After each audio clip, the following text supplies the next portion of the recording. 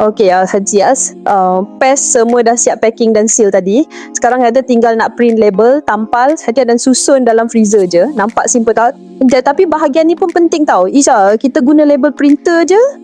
Senang, tekan satu kali, keluar terus banyak. No, tak payah nak tulis tangan dah. Hehe. Kadang printer ni buat hal juga.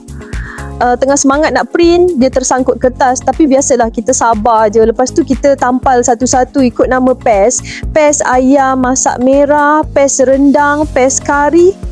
Semua kena betul. Sebab kalau silap label, nanti masak kenduri boleh lain lauk.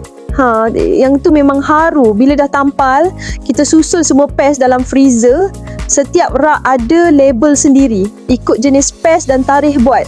Bila buka freezer tu, rasa puas hati tengok stok penuh macam tengok emas dalam peti besi. Hehe. Freezer ni pun memang kita jaga betul-betul. Tak boleh main sumbat je, nanti susah nak cari balik. Esok pagi biasanya kita akan cek balik stok dalam freezer.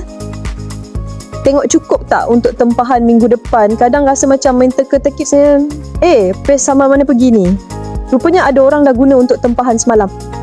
Kat Liana Loves Kitchen, semua benda kita buat sistematik. Bukan sebab cerewet, tapi sebab nak kerja lancar bila order banyak. Sebenarnya kita masak bukan sikit-sikit tapi untuk ratusan packs kadang-kadang. Jadi bila semua tersusun elok, hati pun senang. Kalau korang suka tengok behind the scene macam ni, jangan lupa follow page Liana Loves Kitchen. Bukan sekadar nak tunjuk masak, tapi nak kongsi macam mana kita urus dapur besar dengan cara paling kemas. Lepas ni kita tunjuk pula bila PES ni digunakan untuk masak lauk tempahan. Yang tu memang wangi satu dapur nanti.